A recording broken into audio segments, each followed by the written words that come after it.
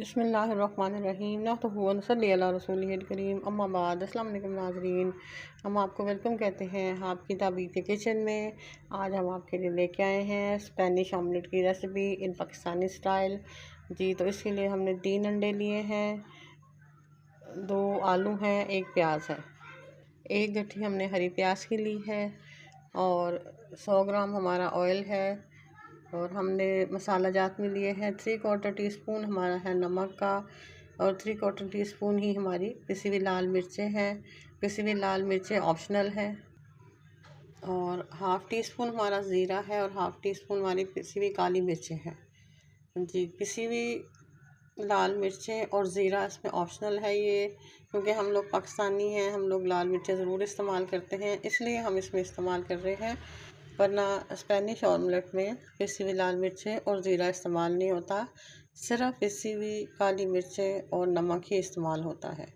तो आप जैसा दिल चाहे कर लें। अगर आपको मिर्चें पसंद है तो मिर्चें डाल लें, और अगर आपको मिर्चें पसंद नहीं तो आप काली मिर्चों वाला ऑमलेट भी बना सकते हैं। बिस्मिल्लाहिर्रहमानिर्रहीम जी। तो नाज़रीन, सबसे पहले हमने प्याज और आलू को काट लिया है और हरी प्याज को भी जी।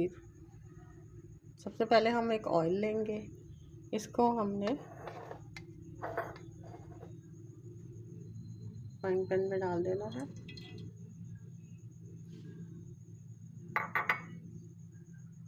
जी। तो अब हम इसमें अपने प्याज और आलू जो हमने काट के रखे हैं वो शामिल करेंगे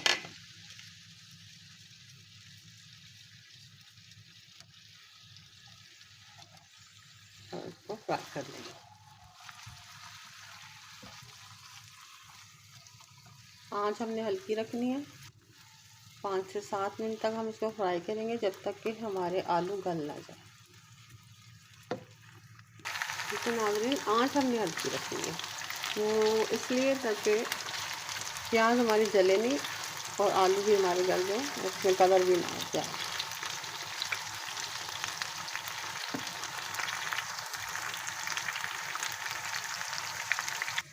ये तो नाज़रीन, ये हमारी प्याज हो रही है अभी। मीनवाइल हम जो है अंडे इसमें डाल के तोड़ के फेंक लेंगे। ये तो नाज़रीन, अंडे हमने तोड़ लिए हैं, हम इसको अच्छे से फेंक लेंगे।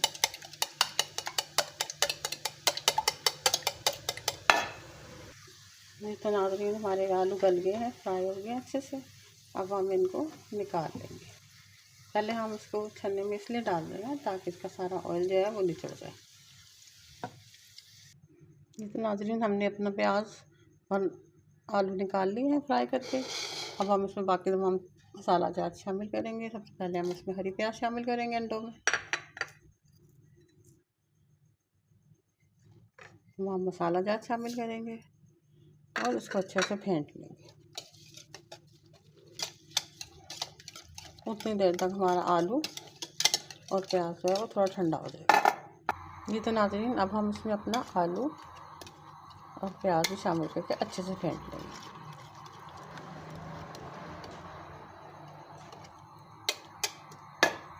ये तो नाज़रीन, हमने अपने पैन में ऑयल डाला है।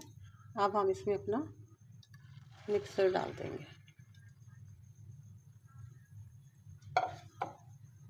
और इसको हल्की आंच पे 3 मिनट तक पकाएंगे।